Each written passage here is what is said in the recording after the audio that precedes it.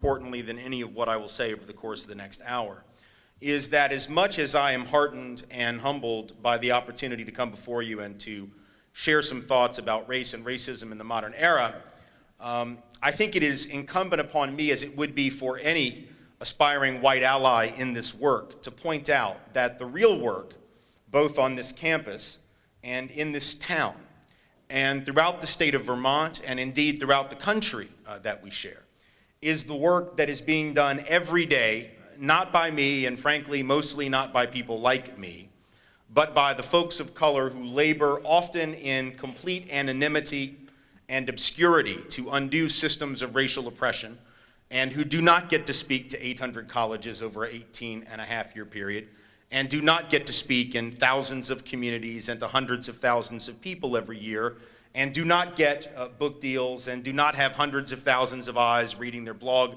postings, etc. So I appreciate the nice reception that I have received, and I will try to take full advantage of it here in the course of the next 60 minutes or so. But I hope that in the future, when people of color on this campus and in the other campuses around this town and throughout this community raise these issues with you, in a town that, as you've heard, if you did not already know, Ame has made it very clear, is a pretty white space, in a pretty white state, I hope that you will be as ready to hear these commentaries and to hear these things that I will speak this evening when they are coming from a face and from a body that does not look like mine, when they are coming from people without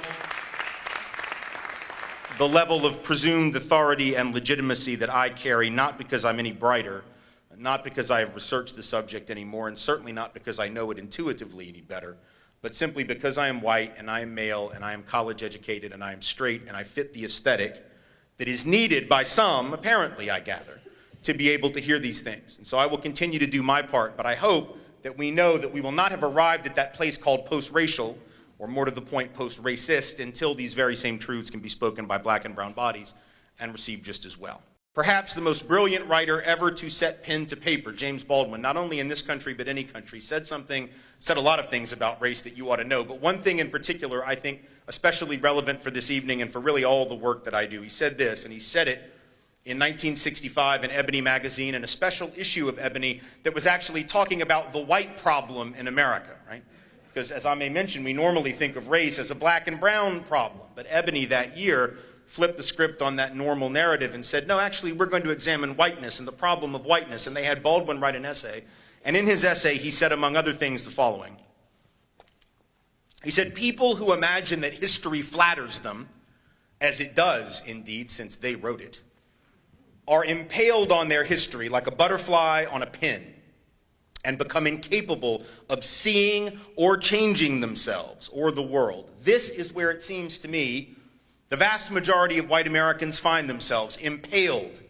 They are dimly or vividly aware that the history they have fed themselves is mainly a lie, but they do not know how to be released from it, and they suffer enormously from the resulting personal incoherence. What Baldwin, I think, was saying, and I'm taking a real risk here trying to interpret wisdom as deep as that and a literary genius as extensive as that, but I gather that what James Baldwin was trying to tell white America is that when you have had the luxury of crafting a narrative of yourself and your people and the country you thought was yours, your ability to actually understand how you ended up at the place you find yourself now, in his case in 1965 when he wrote those words, but one could even say now in 2013, becomes very difficult. It becomes difficult, if not impossible, for members of a majority who have crafted a phony narrative, a narrative that at some level we know is not accurate. It becomes very difficult for us to understand not only the other and their perspective on current events or history and our contemporary political moment, but even to understand ourselves. And so rather than try, and rather than perhaps do the work that would allow us to be released from that history about which we're so torn and about which we're so afraid, I suppose, to speak, we try to avoid these conversations. That's why I'm always heartened when people actually show up, because every other voice in the culture is telling you not to. Virtually every voice in the culture is telling you that you don't have to come to events like this, that there isn't even a need for events like this, that events like this where we talk about race are unnecessary, or as one person told me, and I mentioned this earlier to the students I was meeting with, right, that these conversations are so 2007. Because in 2008, I'm sure you heard, a man of color was elected president, and so done, you know, we don't have to have these conversations any longer. They're passé. So yeah, we'll say, yeah, there's a problem, and yeah, there are racists, but now not me. And then when you ask why, how are you so sure? You know, we have a very quick and ready answer that all black folks in this audience will be immediately familiar with. We claim to be your friends. We have black friends. We dated an Asian woman once. I have a dream catcher in my rearview mirror, and now I firmly believe that I am an indigenous First Nations person, and my great-grandmother was a Cherokee princess. No, sweetheart, no, she wasn't. But we believe that our personal closeness, which we claim, and usually it's a lie, let's be honest, like, black and brown folks know we're exaggerating, right? You know, like when we say we got all these black friends, like, you know, we don't really have these black friends. I mean, some people do, but most don't. There was a survey in the late 90s, early 2000s, which actually found that 75% of white Americans insisted they had many black friends. Really? Many? Okay. I take language seriously. Maybe it's because I'm a writer. Maybe I should loosen up. But when you tell me you got many of something, I put a number to that in my head. Because see, if you wanted to tell me you had one black friend, which I might actually believe, you would have just said a, not many. If you wanted to tell me you had two, I'm not sure I buy it, but okay, you would have said a couple. You wanted to tell me three, I really don't think you're telling me the truth, but okay, you would have said a few. So if you tell me you have many black friends, you have just told me that you have 4 or more black friends each. For real? Okay, let's do some math. 75% of white people saying they have 4 or more black friends each. The year that survey was done, 75% of white people was 142 million people. 142 million white folks insisting that we had 4 or more black friends each in a country where there were only 35 million black folks to go around. Half of whom made it very clear they didn't have any white friends, not one. So actually, we didn't even have 35 million black people to hang out with. We had 17.5 million on a good day, which either means we're exaggerating our personal closeness to African American people, or y'all black folks are just incredibly busy running from White House to White House to White House, being our friends, which is incredibly nice of y'all, right?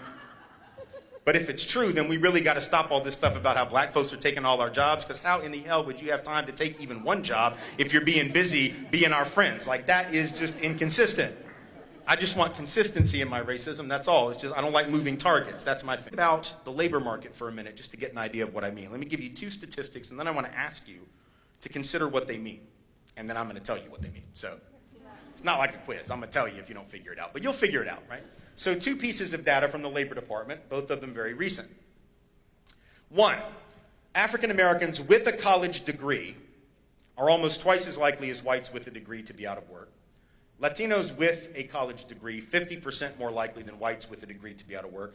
Asian Americans and Pacific Islanders with a college degree, about 30% more likely than whites with a degree to be out of work. So in other words, you can have comparable educational credentials and still have less of a chance of having a job if you're a person of color. 2 points I want to make. Number 1, this goes quite a ways toward debunking the idea of widespread reverse discrimination, right? Because if in fact it were true that white folks just can't find jobs anymore, surely the folks of color they'd be snapping up would be the ones with the college degrees. They would be like a premium on them. And clearly there isn't. Yet people still tell me, they got all the good jobs. You know, like, I don't know why I do the Frankenstein pirate thing there, but it's like they're taking all the good jobs. I don't know where these jobs are. Maybe like Second Life. I don't know where these exist. They're not out there in the real world. Plus, this is again an inconsistency, right? Again, I just want my bigots to be consistent. You cannot both say that people of color are taking all the jobs and also say that they just sit around collecting welfare. Like, those 2 things don't work together. If you're taking all the jobs, you really don't qualify for any public assistance. And if you're just getting public assistance, I'm pretty confident you didn't take all the jobs. Like, those 2 things don't work together. But we will just throw these stereotypes and these ideas around. Right? And so, obviously, if people of color with the same kind of credentials are still less likely to be unemployed, that idea is absurd. Plus, I also should point out, secondly, it is not because, and I want to say this because the first time I brought this statistic up in public, someone challenged me and they said, well, you have to understand, a college degree is not the same as another college degree. It's probably all these people of color getting ethnic studies degrees, and the white folks are all getting engineering degrees. No, not actually. 4% of white graduates got engineering degrees, 2% of black folks did. It's a very small percentage in either case. The fact is, last year only 68 people got degrees in ethnic studies, so that ain't it. That's in the whole country, 68 people. Even if you add like African American studies specifically or Asian studies specifically, all the different it's like 600 people out of tens of thousands of people who got degrees. So that's not it. In fact, if you look at what people are majoring in, it's almost exactly the same across racial lines. It just isn't true that people of color take all the soft classes. Not that ethnic studies, by the way, is that. And if you've never taken such a class, I don't know how you could call it soft or easy. But in any event, it isn't true. You have people with roughly the same degrees in roughly the same disciplines still having very disparate outcomes in the labor market. So from the Labor Department, white men between 25 and 29 who are, just based on their age alone, you can guess, reasonably early on in their careers, just a few years out of college or graduate school or whatever. White males between 25 and 29 have median annual incomes that are actually higher than black males between 50 and 54, who have an additional 25 years of work experience. 25 more years of experience, 25 more years of seniority, 25 more years of credentials on that resume, making less than white men with a quarter century less experience. Now, here's what I want you to think about. How can that be? I suppose you could argue that it's the result of, in many cases, overt racial bias, and I assume in some cases that's certainly true. But I want to suggest to you that the actual culprit for both of those numbers, the unemployment disparity and the income disparity, is actually more pernicious than overt racism. And the reason I say it's worse and more pernicious is if it were overt racism, at least theoretically we have a remedy for that. Right? So like if I discriminate against you blatantly and intentionally, at least in theory, you can sue me and you can win compensation and get me in a lot of trouble. I know it's very expensive to bring a lawsuit, and I know they often fail, and it's very hard to prove the burdens that the courts have laid out. But nonetheless, at least in theory, there's a solution. The problem that I'm identifying, there is no legal remedy for, and the courts have actually said they can do nothing about it, because it's systemic and it's institutional and it's the working of the day-to-day norms, processes, and procedures that we use in our workforce in this country over which the courts have no control. What am I talking about? Easy. 6 months ago, maybe 7 now, there was an article in the New York Times front section about the job crisis and what was happening now in terms of who was getting hired in the midst of a slightly rebounding economy. And what the article found, there was a study it was referencing, and the study found that about half of all the new jobs in the country, particularly the better jobs, the better paying jobs, better opportunities, but about half of them were being filled, not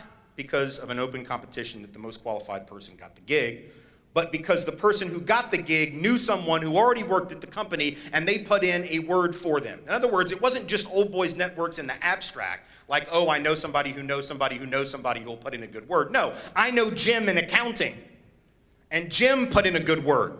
Or I know Mary over in HR, and Mary put in a good word. Now you may think initially, what does it have to do with race? And the answer is, in theory, nothing. In theory, it isn't about race. In theory, it isn't about gender. In theory, it isn't about class status. But in practice, if we're thinking for even a second, we know it's about all of those, because who are the people who are more likely to have been in the pipeline early on and therefore know certain people and be able to put in a good word for them? And the answer is, of course, white folks and men and upper middle class folks who went to the quote-unquote right schools. What are the odds that if we have some of those internalized biases that we're going to treat people equitably on the job? What are the odds that we're going to evaluate job applicants equitably? What are the odds that if you're a law enforcement officer, you're going to be able to police equitably? If you're a teacher in a classroom, that you're going to be able to teach really equitably? I know you want to. I know most people want to. But the internalized unconscious bias research says it doesn't matter what you want. It's about what you're aware of. And if you're not aware of it and you're not willing to make yourself aware of it and drag that subconscious stuff into the light of day and challenge it, it's going to continue to manipulate you. You've got to decide to take control of it, or it will continue to control you. I do these trainings with cops where I ask them very simply in the first 3 minutes of our time together, right? I'll ask them, what's the first thing you think when you see a young black male driving a nice car in your neighborhood? And every single cop, almost without fail, and almost immediately, including the black cops, says drug dealer without hesitation. I then ask, well, what do you think when you see a young white male, same age, driving the same kind of car in your community? And every single one of them, almost without fail, including the black cops, will say, spoiled little rich kid, daddy bought him a car. Now, we've been together for 3 minutes in this workshop. We have an hour and a half to 2 hours left. Within the first 180 seconds, I've gotten them to admit that their promise to uphold the law in a fair and equitable way and to dispense justice in a fair and equitable way is a lie. I've exposed them as liars and frauds based on the oath that they took. Because if you believe that a young black child driving a nice car is a criminal and a young white child is a spoiled rich kid, you have decided that one deserves to be stopped and searched and suspected, and the other deserves perhaps to receive your scorn, but not your search, because they haven't done anything illegal in your mind. You might not like them because they're spoiled and rich, but you're not going to mess with them because daddy has power. At least that's what you assume, and so you let them go, however badly you may speak of them. What does that mean? And it isn't because, in fact, that black child is more likely to be a drug dealer or to possess drugs. We know, if we've seen the data, and I know many haven't, so let me share it with you, that although black and Latino folks are 5 to 9 times more likely to be arrested for a drug offense, they do not, in fact, use or possess drugs at a higher rate than white folks, especially among the young. Younger white folks are actually slightly more likely in most years to possess and to use illegal narcotics than young black folks, and certainly more likely than young Latino folks, contrary to stereotype. Overall drug use basically the same across racial lines, right? About 13% of the drug users are black. That's just slightly higher than their share of the population. About 67% of drug users are non-Hispanic white. That's the term the census uses. That's slightly higher than our share of the population. The share of drug users who are Latino or Latina, 10 to 11%. That's actually less than their share of the population. So in all, people of color equally or even less likely to use drugs than white folks are, but yet it's people of color who are being arrested and suspected and detained not only in places like New York City, but all around the country.